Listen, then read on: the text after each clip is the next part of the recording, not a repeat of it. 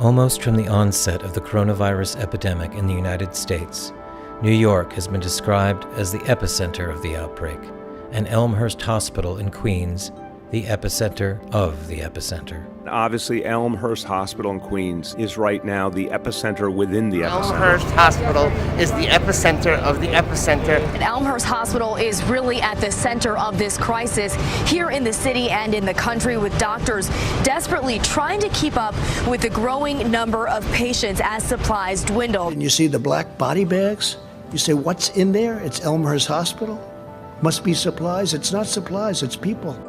Also from the beginning of the crisis, ventilators were described as essential life-saving equipment, initially in short supply.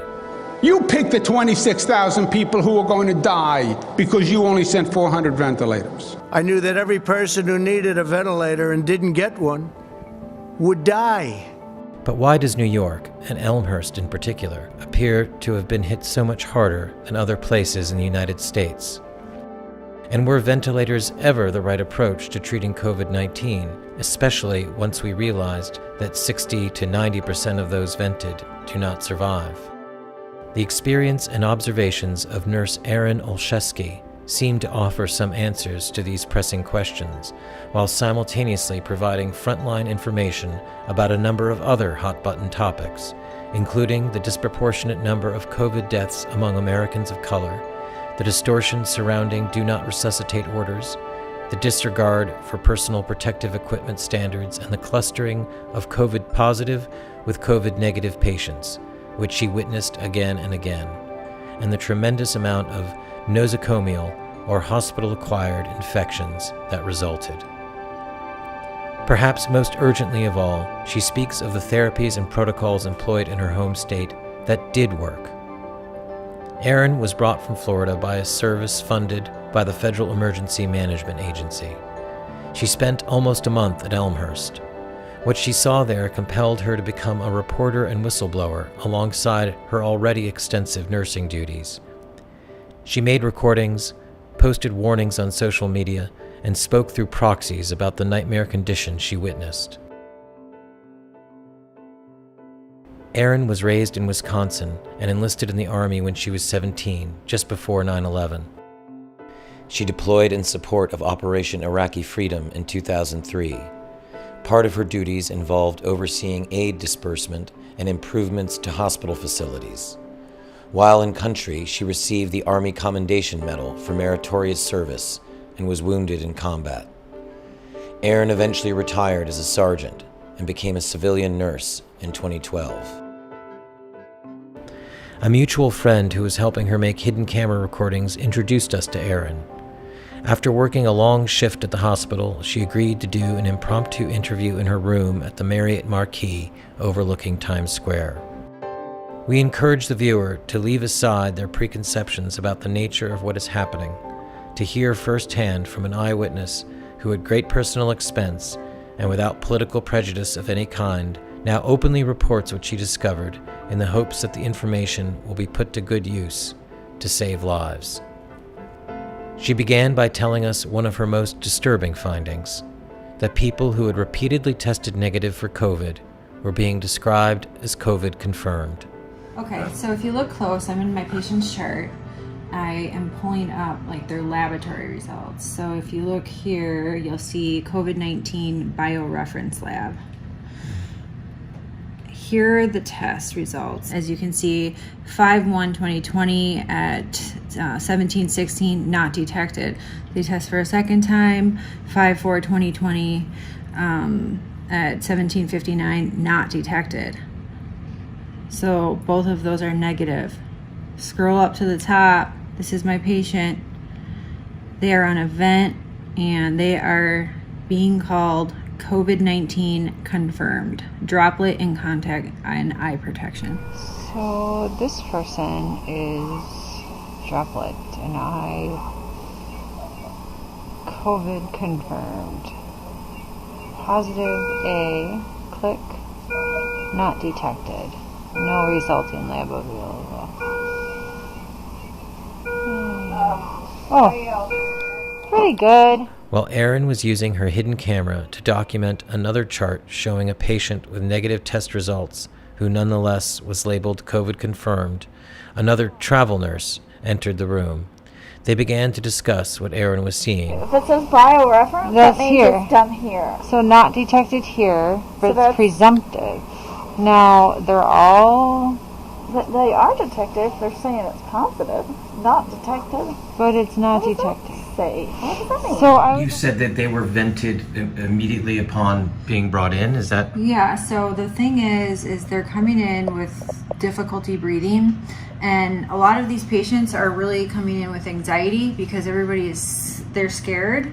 And when I was back home, I was working in the ED out in the tents, and most people that were coming through with like symptoms of just, anxiety, or they're worried and they're breathing fast, and then they get all nervous. So this is how the people are like coming in. Now, I'm not saying that some of them don't have COVID. Like there are people that come in and they really do need help, not to the extent of a vent, but they need help.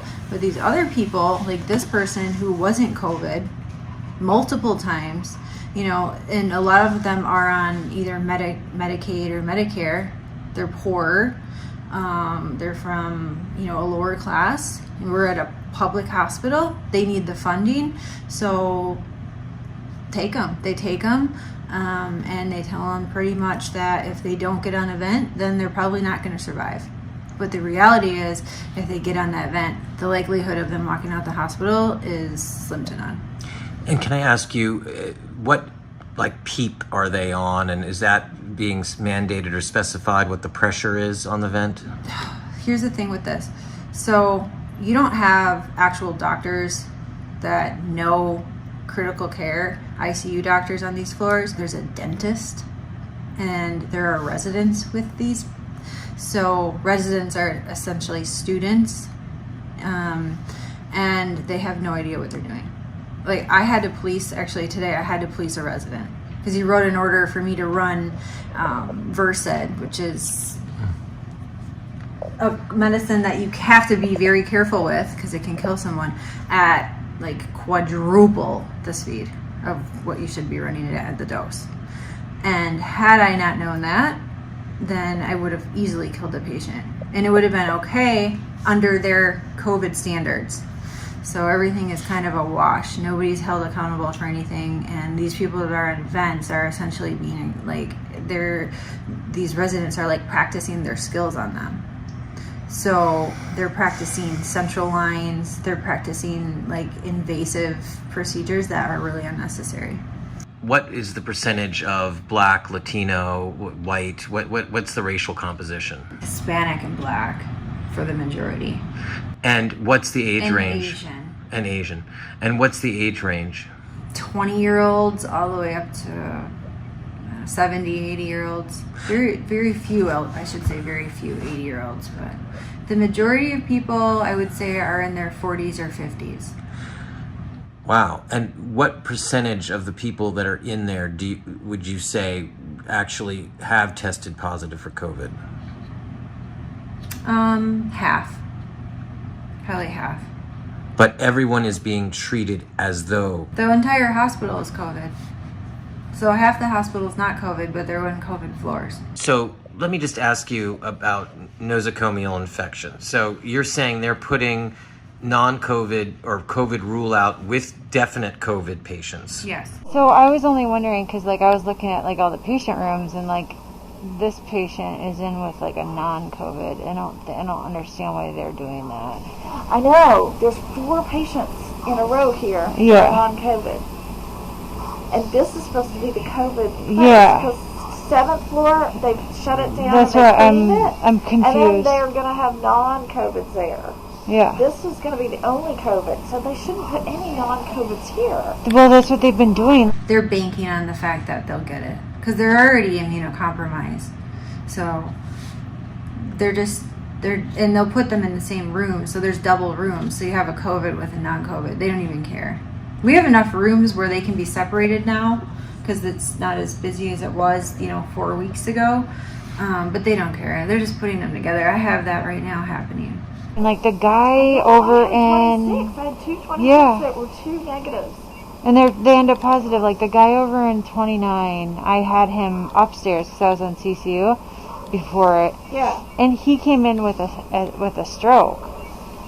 I know, that's what 26-1 was, a stroke. And Nothing no to do with COVID. Nothing to And do now with- he's got COVID and he's on a vent. Well, because we gave it to him here. I don't know how this ended up being COVID Central. I know, but she literally came in with a broom and then she left like 5 minutes later. My patient had died of COVID and she didn't mop the floor. She was cleaning, getting prepared for my next patient, and she didn't mop the floor. I was like, that is the least. That's a standard. Not the. I didn't think I had to tell her that. Right. People don't know how to properly wear their PPE. Let's go back to Ebola. Like when Ebola was here, people took that very seriously. You have a nurse in the room in all the head to toe PPE. This is Ebola. This is. I'm going to compare it. And you have another nurse that's outside the room handing supplies. You know, the clean nurse and the dirty nurse, right? Going, and when they're taking their outfit off, one nurse is unzipping the back so she can take it out, walking out. They're not doing that here. We're wearing like our scrubs, and then we have maybe like a net top. Our pants are exposed. They're wearing booties over their shoes, but the booties are going room to room to room, and then people will wear them through the hospital. So there's massive spread just Yeah. through the improper use of the PPE. I mean, it's a no-brainer. Everyone, it looks good. It looks good. Looks like you're super safe, but in reality, it's ridiculous.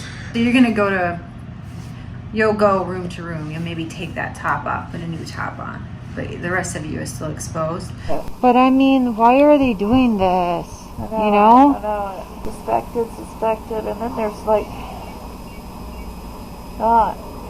principal hospital. Does that mean like a nosocomial? Is that what that means? Like we have in the United States, and we've had it for a while, a rapid test.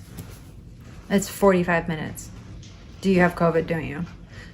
They're not doing the rapid test here. They're not. No. Okay. At Elmhurst, you've never seen them. Nope, they don't do it. It's too expensive. They do 5 day. It's like 5 to 7 day turnaround. In the meantime, they admit them onto COVID units. So non-COVIDs, the rule-outs are going to COVID units and waiting for the results. Even though we have a rapid result, which is 45 minutes, and they're not doing it. No, not one. But would you say it's too expensive? I mean, isn't this all getting charged to the fund anyway? I mean, why not do it? Why not? Are you saying that? I don't know why. It doesn't make any sense to me. I asked that doctor about it. How come you guys don't do the rapid test here? Because city place, I mean, it exists.